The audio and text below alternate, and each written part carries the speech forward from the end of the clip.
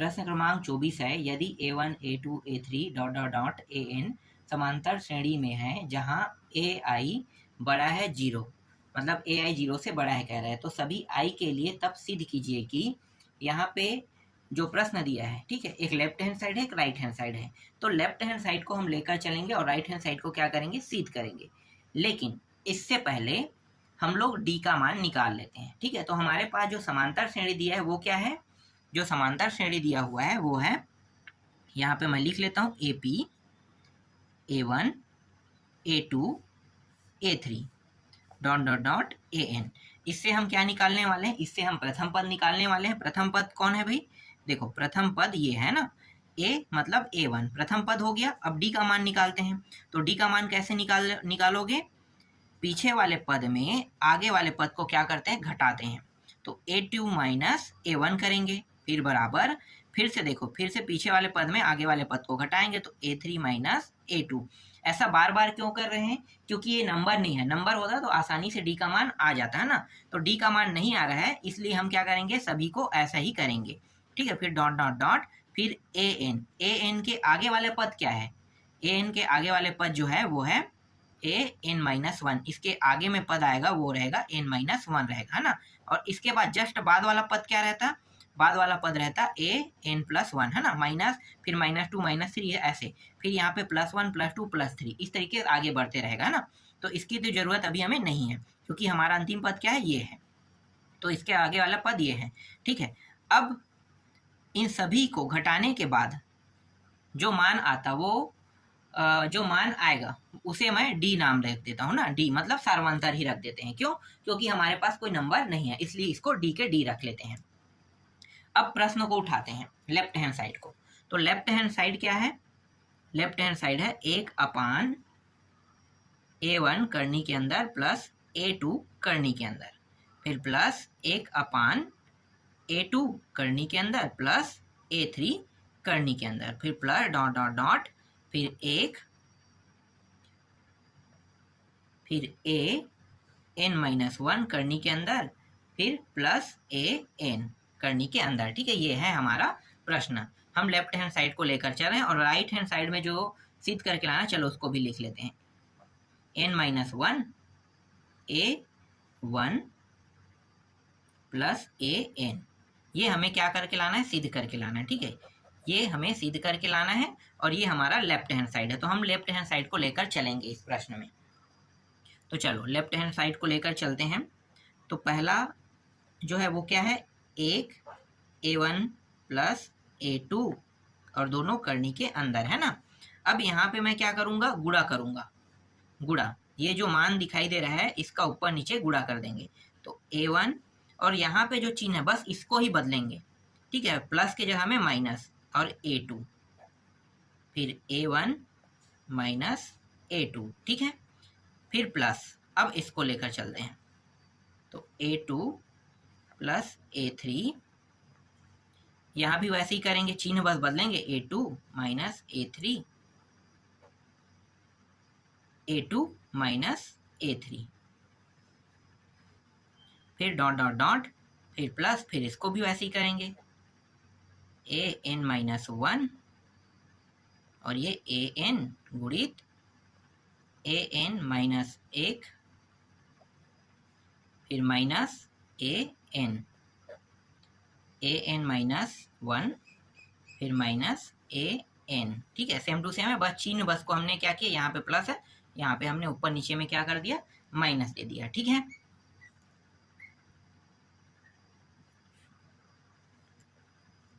अब गुणा कर देते हैं, ऊपर वाला ऊपर के साथ, नीचे वाला नीचे के साथ गुणा होगा, तो ऊपर 1 के साथ गुणा होगा, सेम टू सेम आएगा, तो A1 करनी के अंदर माइनस A2 करनी के अंदर, देखो A1 A1 के साथ गुणा होगा, और A2 A2 के साथ गुणा होगा, तो A1 A1 दोनों करनी में है, इसका मतलब करनी हट जाएगा, फिर प्लस माइनस गुणा होके माइनस हो जाएगा, और ये A2 हो जाएगा, फिर प्लस, सेम टू सेम वैसे ही होगा, तो A2 माइनस A3, फिर इसका गुणा इसके साथ, और इसका गुणा इसके साथ, तो A2 माइनस A3,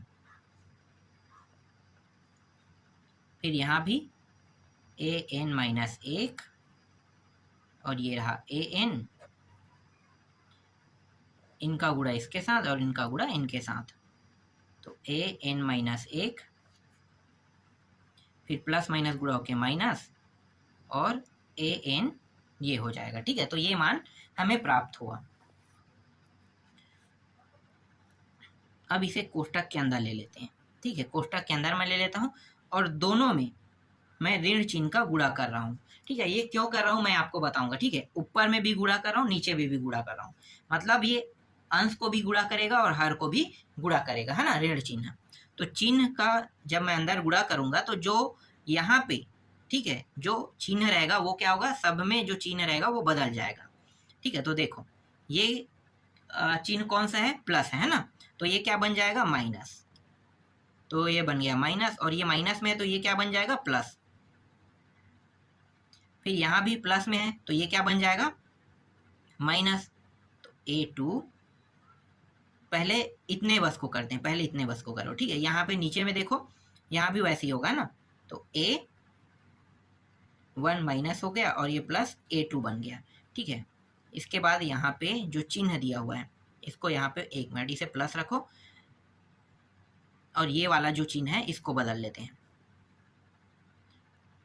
एक काम करो ना, इसी को बदल, एक सेकंड, ये थोड़ा सा गड़बड़ हो जाएगा। मैं क्या करूँ, हाँ, प्लस को प्लस रहने दो, क्योंकि प्लस जो है ये पूरे पद का है ना। तो हम क्या करेंगे, इसको अगर हम कोष्टक में लेते हैं तो ये इसके पद को बदल रहे हैं, तो इसको पद को बदलें तो या तो हम ये कर सकते हैं, यहाँ पे जो चिन्ह है ये हमें थोड़ा सा डाउट दे रहा है ना, तो डाउट दे तो हम लोग डाउट में नहीं आना चाहिए हमें।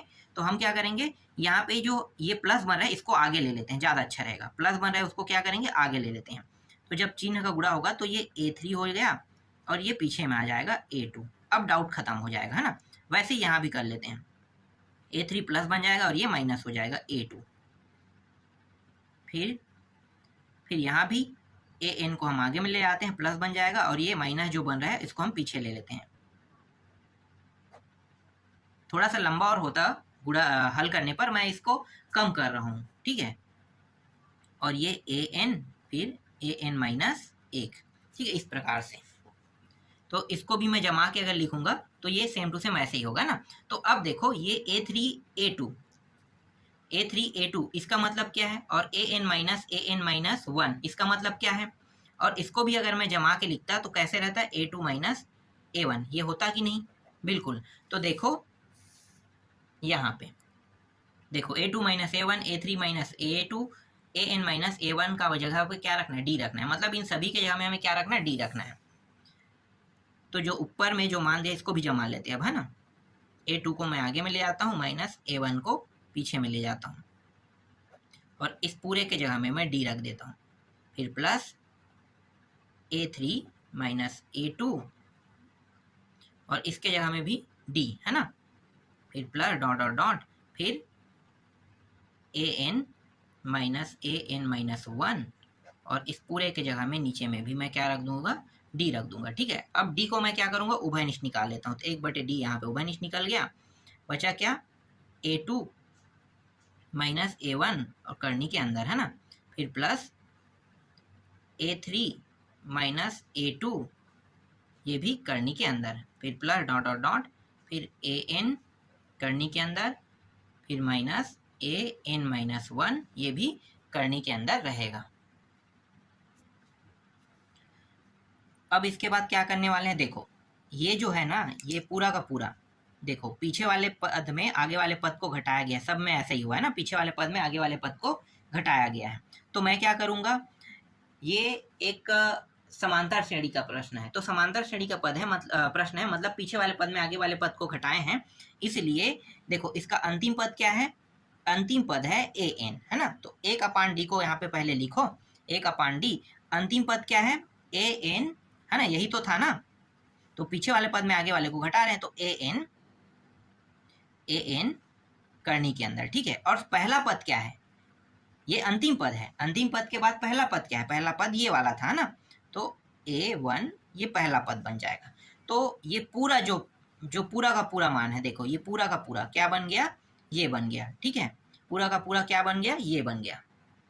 ये कैसे हुआ होगा, तो ध्यान दो कि ये कट गया, ये कट गया, ये प्लस माइनस A3, इसके बाद तो यहाँ भी आता है ना, यहाँ भी तो आता है ना, तो यहाँ भी क्या A4 माइनस A3, तो ये भी कट जाता है, तो समझो कि ये A3 यहाँ वाले कट गए। तो इसी तरीके से ये लगातार कटते जाएगी, ये भी कट जाएगा। बचेगा क्या हमारे पास, सिर्फ AN और AN करनी के अंदर और माइनस A1, ये बस बचेगा। तो ये प्लस में था इसलिए इसे आगे में, और ये माइनस में था इसलिए इसे पीछे में लिख दिए। समझ में आया कहाँ से आया? अगर कोई पूछोगे तो मैंने अभी आपको बता दिया ना कि किस तरीके से कट रहा है। आप इसके पीछे पीछे वाले पद को लगातार लिखते जाना, पता चल जाएगा। ठीक है, A3 के बाद क्या आएगा यहाँ पे A4 माइनस करनी के अंदर A3 है ना, तो A3 फिर A4, फिर इसके पीछे वाले में A4 के साथ चला जाएगा, तो कटते जाएगा। तो इस प्रकार से ये सब कटते जाएगा, तो बचे क्या, ये और ये बस हमारे पास बचेगा। समझ में आ गया? तो ये मान बस बच रहा है। ठीक है, अब क्या करने वाले हैं, अब ना ये जो मान बचा है क्या है, A/D और AN माइनस A1 करनी के अंदर ये जो मान दिया हुआ है इसका अब क्या करेंगे, गुणा कर देते हैं, और AN ये माइनस इसलिए यहाँ पे प्लस कर देंगे और A1 कर देंगे। तो AN और ये प्लस A1। ठीक है, ये इस तरीके से गुणा कर दो, यहाँ कुछ नहीं मतलब एक है ना, ये बड़ा कोष्टक में ले लो।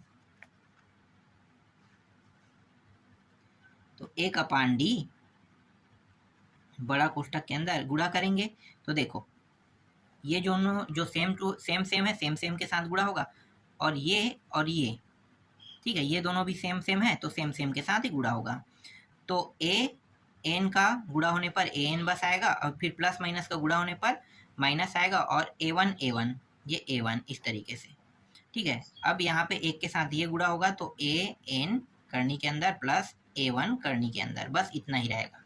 ठीक, अब यहाँ पे देखो ये जो AN है, AN सूत्र को दर्शाता है, मतलब कौन से पद को, एनवा पद को दर्शाता है ना, एनवा पद को।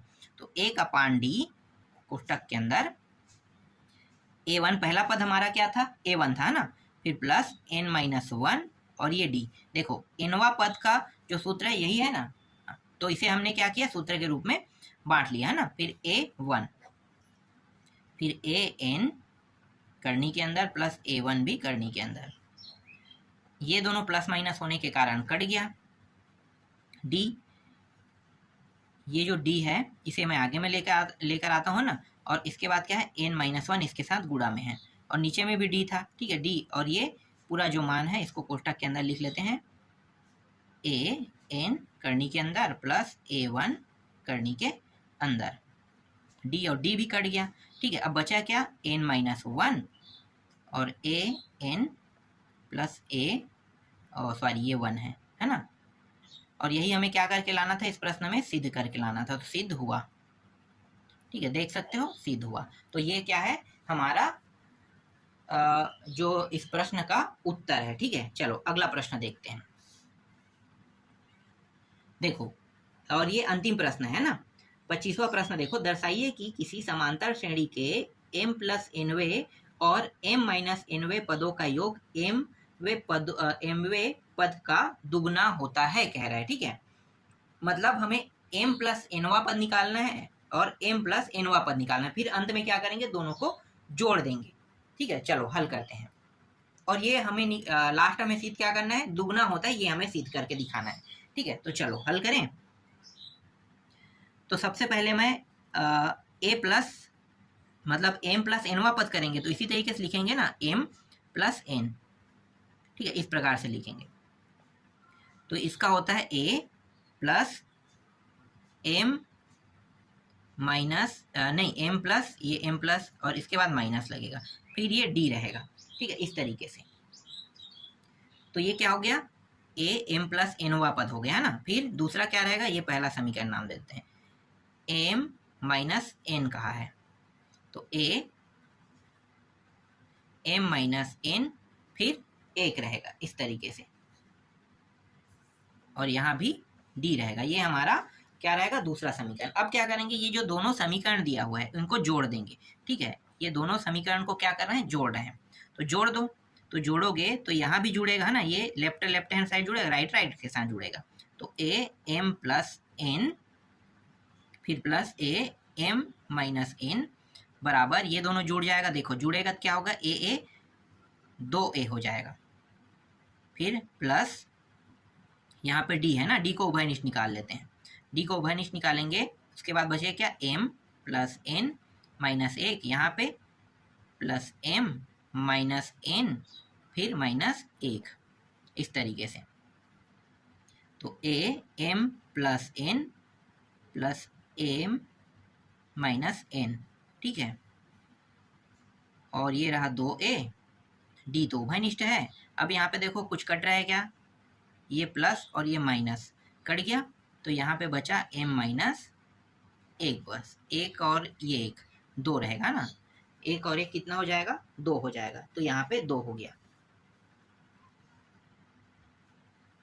फिर a m प्लस n, फिर a m माइनस n बराबर m और m, यहाँ भी ये 2 होगा ना, मैंने यहाँ पे 2 नहीं लिखा था, ठीक है, 2, तो ये 2a प्लस 2 को मैं उभयनिष्ठ निकाल लेता हूँ, तो बचेगा क्या, m माइनस 1, और ये d जो है गुणा के फॉर्म में पीछे लिख लेते हैं, ठीक है। अब दोनों में जो उभयनिष्ठ राशि, ये तो सेम टू सेम रहेगा, तो इसको ऐसे करते आते हैं, ठीक है।